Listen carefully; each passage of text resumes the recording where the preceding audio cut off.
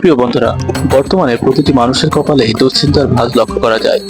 হতাশা বা দুশ্চিন্তা যেটাই বলেন, এটা মানুষের জীবনকে তিলে তিলে শেষ করে দেয়, এমনকি তাকে মৃত্যুও ঘটাতে পারে।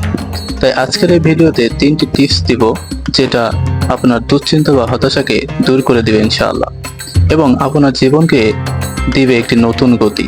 তো চলুন সেই 3টি টিপস জেনে আসি। আপনি আমার চ্যানেলে নতুন হলে অবশ্যই চ্যানেলটি সাবস্ক্রাইব করে দিয়ে ভিডিওতে একটি লাইক দিবেন আশা করি।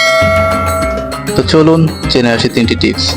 নাম্বার 1, আমাদের প্রিয় নবী হযরত মুহাম্মদ সাল্লাল্লাহু আলাইহি ওয়াসাল্লাম যখন কোনো বিপদে অথবা দুশ্চিন্তাগ্রস্ত থাকতেন, তখনই নামাজে দাঁড়িয়ে যেতেন এবং মহান আল্লাহর কাছে ক্ষমা চাইতেন এবং এই দুশ্চিন্তা বা বিপদ থেকে মুক্তি কামনা করতেন।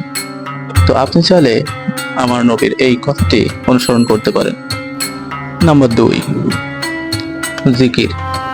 আপনি যখন দুশ্চিন্তা, হতাশা, রোগ শোকে পতিত হন, আপনি বিশ্বাস করুন আপনার সকল কিছুই মহান আল্লাহ দেখছেন এবং দুনিয়া ও আখিরাতে আপনাকে সব থেকে বেশি ভালোবাসেন যিনি, তিনি হলেন মহান রব্বুল আলামিন।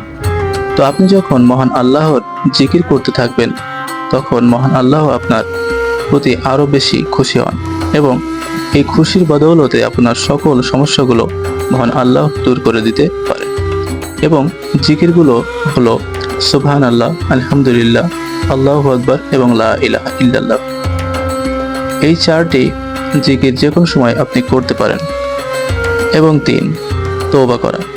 যখন কোনো ব্যক্তি মহান রব্বুল আলামিনের কাছে তার সমস্ত ভুলের জন্য ক্ষমা চান, তখন মহান আল্লাহ ওই বান্দার প্রতি এতটা খুশি হন, যেমন কোনো একজন ব্যক্তি একটি উট বোঝাই খাদ্য খাবার নিয়ে মরুভূমিতে গেল এবং কিছুক্ষণ পর দেখলো তার উটটি তার কাছ থেকে হারিয়ে গেছে এবং পরক্ষণে সেই উটটি আবার তিনি ফিরে পেলেন। মহান রব্বুল আলামিন সবসময় চান বান্দা তার ভুলের জন্য মহান রব্বুল আলামিনের কাছে ক্ষমা চান। আর আপনি এই তওবাটি করতে পারেন।